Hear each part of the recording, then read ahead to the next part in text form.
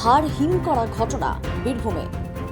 সেচ নালার সেতুর নিচে মিলল পরিত্যক্ত দেহটি অর্ধনগ্ন একজন মধ্যবয়সী নারীর, বয়স আনুমানিক 40 থেকে 42।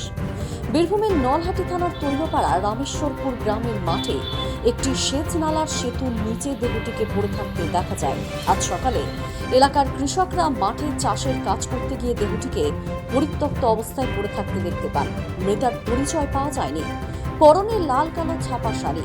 প্রাথমিক অনুমান অনুসারে মহিলাটিকে শ্বাসরোধ করে খুন করে তারপর মুখে অ্যাসিড ঢেলে পুড়িয়ে দেওয়া হয়েছে। এই ঘটনার পিছনে কে বা কারা আছে তা এখনো জানা যায়নি। পুলিশ ঘটনাটির তদন্ত শুরু করেছে।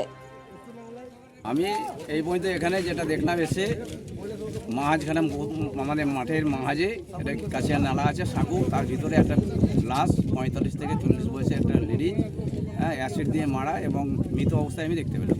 কোনো অবস্থায় আছে, কোনো এখন ঠিকানা আসেনি। পরবর্তী ঠিকানা খোঁজার চেষ্টা চলছে।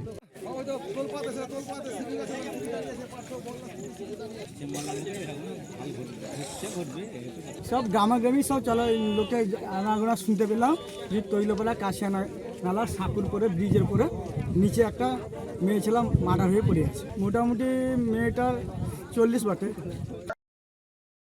দ্য সহজ পাঠ, সহজ কথা, সঠিক তথ্য।